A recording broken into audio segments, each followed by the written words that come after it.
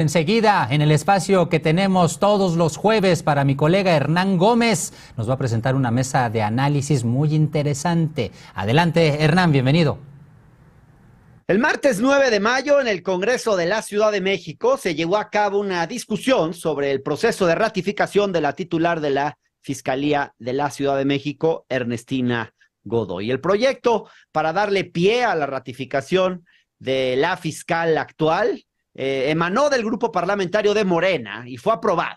A partir de las reformas a ciertas leyes, Ernestina podrá solicitar su ratificación y permanecer en su cargo hasta el 2028, en caso de que el Congreso de la Ciudad de México así lo decida.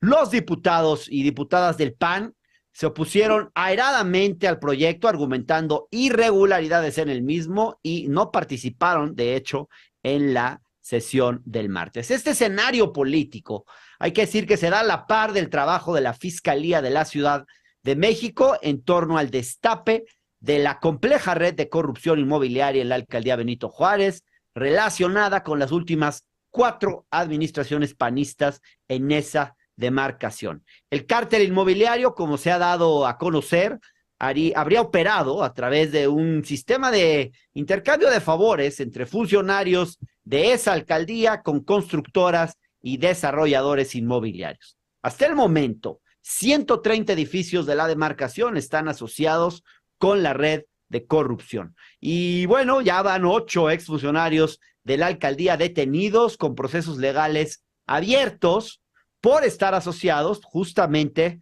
con este llamado cártel inmobiliario. Como ustedes saben, las indagatorias han llegado hasta el actual alcalde de la Benito Juárez, Santiago Taboada, quien acusa de persecución política de cara a las elecciones para jefe de gobierno del 2024. ¿Hay o no persecución política?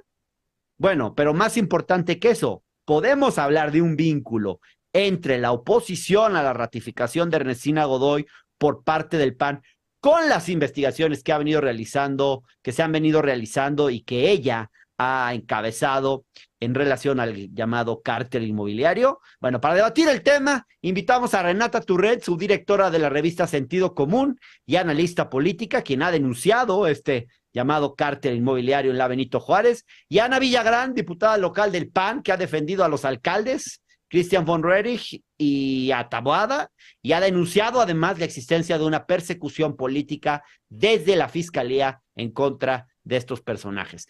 Vamos a empezar, les agradezco mucho a ambas participar de esta mesa. Renata, empecemos contigo. Estamos ante 2 escenarios políticos que hoy parece imposible superar. La postura del PAN frente al proceso de reelección de la fiscal Ernestina Godoy y las investigaciones en torno al cártel inmobiliario en la alcaldía Álvaro Obregón, ¿no? ¿Estoy equivocado? O Benito Juárez, ya me confundí de alcaldía. Benito Juárez, perdón. Que involucran el exalcalde y exdiputado Christian von Roerich y su hermana, y que involucran también al menos a 8 exfuncionarios de su administración y al propio Taboada. ¿De qué manera se vinculan uno y otro tema, Renata? Bueno, yo creo que no se puede entender la oposición del PAN a la ratificación de la fiscal Ernestina Godoy sin entender el contexto político en el que se desenvuelve esta ratificación, que es casi una decena de panistas, en específico de la demarcación Benito Juárez, que están siendo investigados, algunos de ellos ya están en la cárcel, en pleno proceso, por corrupción multimillonaria. Les doy el dato. Se calcula que la industria del cártel inmobiliario, solamente la Benito Juárez de 2015 a la fecha, es de 7,000 millones de pesos. Esto es equivalente a 2 cablebuses.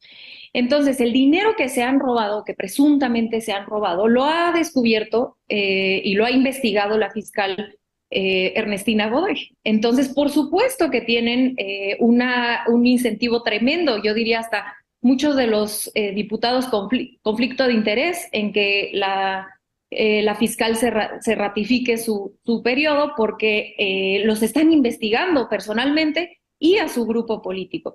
Y a mí me gustaría cerrar diciendo que la estrategia narrativa del PAN en la Ciudad de México es decir que es persecución política, pero que en realidad, y quizá tendremos tiempo de ahondarlo más adelante, Taboada tendría la posibilidad de demostrar que hay una persecución política en contra, por lo menos, de Von Ruerich y en contra suya, porque él es el alcalde y tiene acceso a estos documentos que mostrarían que hay una persecución política, pues los servicios por los que se le está acusando que no dio y que lavó dinero, los tiene comprobados. Bien, diputada Anaí Villagrán, ¿qué nos dices? ¿Hay un vínculo entre las dos cosas, el tema Ernestina y su ratificación o reelección, con las investigaciones en la alcaldía Benito Juárez? ¿Cómo estás, Hernán? Lo que yo observo es realmente un vínculo que une a los dos sucesos que tú nos cuestionas, querido Hernán.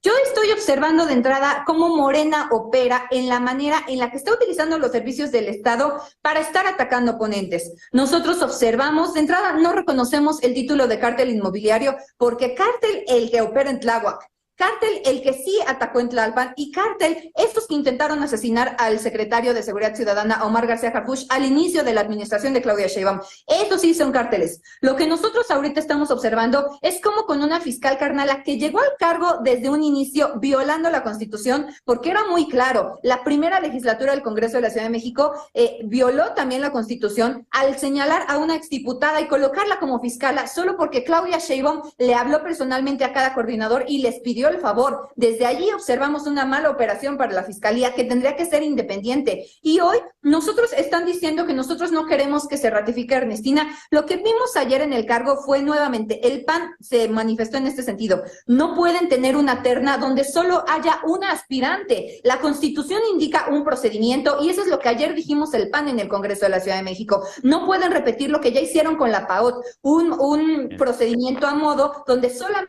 hay un aspirante que justamente es la aspirante actual y entonces cierran la oportunidad para que más ciudadanos y ciudadanas participen en un proceso, porque la Fiscalía acá, mira, yo no vengo aquí a defender panistas en lo particular, por supuesto hablaré del caso de Santiago Taboada porque creo en él y en su inocencia, pero sí vengo aquí a defender al PAN. Y lo que el PAN está diciendo es, estamos observando cómo la Fiscalía, un órgano que tendría que ser autónomo y que tendría que estar hablándonos de las víctimas de feminicidios, lleva más de 6 meses armando carpetas de investigación para ver cómo truena al partido que le robó 8 alcaldías. Bien, Ana, te hago una pregunta. Tú has argumentado que existe una persecución política contra Santiago Taboada. Quienes así lo consideran dicen que es porque pues, están cerca las elecciones ya para la jefatura de gobierno en la ciudad y él es uno de los posibles contendientes. Ahora, hoy por hoy, la intención de voto en la capital favorece a Morena con un margen de entre 8 y 12 puntos sobre el PRIAN, digamos, sobre la posible alianza entre estos partidos, según las encuestas El Financiero, Mitofsky, Reforma, etcétera. ¿Por qué alguien necesitaría perseguir políticamente a Taboada, que aparece en esas mismas encuestas que mencioné, incluso 9 puntos por debajo de Xóchitl Gálvez? Pues mira, primero 2 cosas. Una, de entrada, esa pregunta no me la tienes que hacer a mí, hay que preguntarle a Claudia, porque está tan preocupada de que yo creo que ella piensa que si mete al tambo a Santiago, le van a dar la candidatura presidencial. Yo creo que esa es la lógica por la que están persiguiendo al PAN en la Ciudad de México. Ella desesperadamente tiene que llegar con el presidente a decirle, mira, querido jefe, ya te di gusto, te hice caso, entambea a nuestra oposición. Y el término de las encuestas, pues depende quién pague la encuesta, Hernán, porque nosotros hemos visto encuestas en el Universal, en otros medios, en Reforma también, es decir, depende en qué mes y quién financia la encuesta para ver quién va adelante. Las encuestas que nosotros tenemos, que también son independientes, no de medios muy respetables de comunicación, es que nosotros llevamos la delantera, porque además nosotros llevamos midiéndolo desde el año pasado, aún antes que comenzara todo este tema. Renata, si esto no es una persecución política como denuncia la oposición, ¿por qué hasta ahora salen estas acusaciones en contra del alcalde y el suegro del diputado y en contra del coordinador de la bancada del PAN en la Cámara de Diputados, Jorge Romero? ¿Por qué todo esto pareciera que está saliendo ahora, pues ya medio en vísperas del periodo electoral? Bueno, en ¿Por qué realidad no se presentó antes, pues? porque es un proceso que ha sido encabezado por los vecinos. En realidad es que toda esta cloaca se empieza a destapar porque se explota esta lavadora en uno de los edificios que construye el cártel inmobiliario, se dan cuenta que panistas tienen departamentos ahí y de ahí se empieza a tejer se empieza a encontrar la investigación de toda una red de corrupción que tienen los funcionarios de la Benito Juárez. Es simplemente por eso, y porque hay vecinos organizados en la Benito Juárez haciendo estas denuncias. Hay más de 190 denuncias penales. en contra del cártel inmobiliario de la industria. Entonces es muy sencillo, los tiempos los han definido las víctimas, no Morena, no el fiscal, no la fiscal, no nada. Yo nada más muy brevemente me gustaría responder algunas cuestiones que dice la diputada, porque creo que son incorrectas. La primera es que no hay ninguna encuesta pública que ponga al PRI y al PAN, a la alianza de opositora, por encima de Morena en la Ciudad de México. No hay ninguna pública. La segunda es que creo que plantea un falso debate en cuanto a decir que la fiscal tendría que estarse preocupando por los feminicidios. Es que también se preocupa por los feminicidios. Los resultados de la fiscalía son impecables. No hay una sola fiscalía en todo el país que haya hecho que tenga mejores resultados que el de la Ciudad de México. Hay un incremento de 54% en la vinculación a procesos de feminicidas en esta ciudad, y es de las únicas entidades federativas donde hemos visto un decremento en los feminicidios, cosa que en los estados gobernados por el PAN no sucede.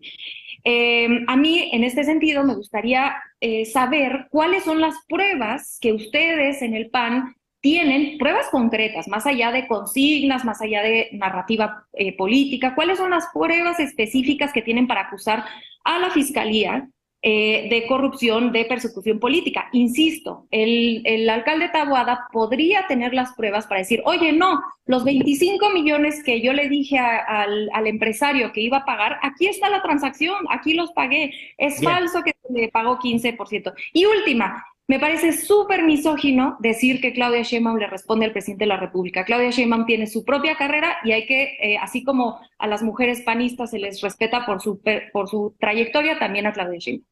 Bien, diputada Ana Villagrán, ¿qué contestas a esto? Mira, de entrada yo no soy la abogada de ninguna de las personas señaladas, pero te voy a decir una cosa. O sea, Santiago no tiene por qué rendirle cuentas a nadie de Morena, a nadie de los críticos. Santiago, como cualquier mexicano, tiene el derecho de defenderse en las instancias correspondientes, y ya lo hizo en la comparecencia que fue hace algunos días en el Congreso de la Ciudad de México, justamente, me parece, el lunes. Santiago fijo. Recuerden una cosa, no solo gente del PAN vive en el City Towers, hay gente de Morena, hay gente del gobierno de la doctora Claudia Sheinbaum que tiene departamentos en el City Towers, y eso ya se irá sabiendo con el tiempo. Entonces, no solamente los panistas han comprado edificios en Benito Juárez. Lo que te quiero yo decir, tenemos las pruebas concretas de cómo desde el 2021 que Santiago Taboada en el programa de Carlos Loret de Mola ya señala su aspiración pública. Apenas pasaron 2 meses cuando ya la UIF de la Ciudad de México ya estaba pidiendo a la UIF federal información financiera acerca de Santiago Taboada en enero del 2020. Como en enero del 2026, la Procuraduría de la Ciudad de México le dio permiso a la Fiscalía para entrar ya a las cuentas bancarias de Santiago. El 2 de febrero ya tenían los estados de cuenta. Y esto nosotros nos enteramos, esto ocurrió en el 2022. Santiago tuvo acceso ya hasta todo el procedimiento que le está armando la Fiscalía, gracias a un juicio de amparo que ganamos en el 2021 en febrero. Es decir, tuvo que pasar un año donde Santiago, su teléfono fue intervenido para saber en dónde estaba, dónde vivían sus hijos, todas las cuentas bancarias, es decir, todo este procedimiento, pero más de un año donde además ya le inventaron pues estas 14 investigaciones por secuestro y por desaparición forzada para que él pudiera acceder a la justicia. Es decir, estamos hablando de que en el gobierno de la Ciudad de México que quieren entambar a Taboada, pero no le dicen de qué lo están investigando. Un año se tardó antes de poder tener acceso a esta información. Okay. Les hago una última pregunta, les pido 30 segundos a cada una. La semana pasada, miembros del PAN, PRI, PRD mandaron un mensaje claro en defensa del alcalde Santiago Taboada. Dijeron, tocan a uno y nos tocan a todos. ¿Cómo interpretan este mensaje? Renata, por favor. Bueno, yo creo que es un apoyo del grupo de Jorge Romero, que son parte del cártel del PAN, a su posible candidato, y que será muy interesante ver cómo se pelean las candidaturas en la Ciudad de México y en el país, dado que no tienen un proceso de selección. Será muy interesante ver cómo se acercan las fuerzas políticas internas para apoyar a Taboada cuando tienen otros candidatos como Rubalcaba del PRI, como Xochitl Gálvez, como Kenia, etcétera. Yo, con todo respeto, creo que la posibilidad que le darán a las mujeres será más complicada, porque el PAN ha sido históricamente un partido muy misógino. Bien, Ana Villagrán, ¿con qué cierras? Responderle con mucho cariño a Renata, si fuera un partido misógino históricamente, no estaría yo aquí platicando con ustedes. Sí, es por paridad. Mujeres que encabezamos la lista plurinominal, mi compañera Luisa y aquí Ana Villagrán, y somos mujeres. Creo que no tengo que afirmar que soy mujer. Entonces no seríamos un partido misógino, pero regresando al tema. Mira, lo que yo te voy a decir, El PAN de la Ciudad de México, estamos unidos, estamos fuertes. Nosotros, por supuesto, que respaldamos con toda nuestra fuerza a nuestro coordinador federal, a Jorge Romero, y nosotros vamos a seguir señalando y vamos a seguir al lado de aquellos panistas que tengan que llevar un proceso. Son mexicanos que tienen derecho a defenderse y son las autoridades en las que no confiamos, lamentablemente, que van a tener que determinar esto, pero tienen muy buenos abogados y, sobre todo, tienen un partido muy fuerte que va a ganar el 2024 y de allí no nos van a mover. Unidos y fuertes vamos por la ciudad. Renata Turrent, Ana Villagrán, muchas gracias por participar en esta mesa. Todos los jueves estas entregas, no lo olvide. Ya nos vamos, mañana nos escuchamos y nos vemos con más análisis de los temas que son de su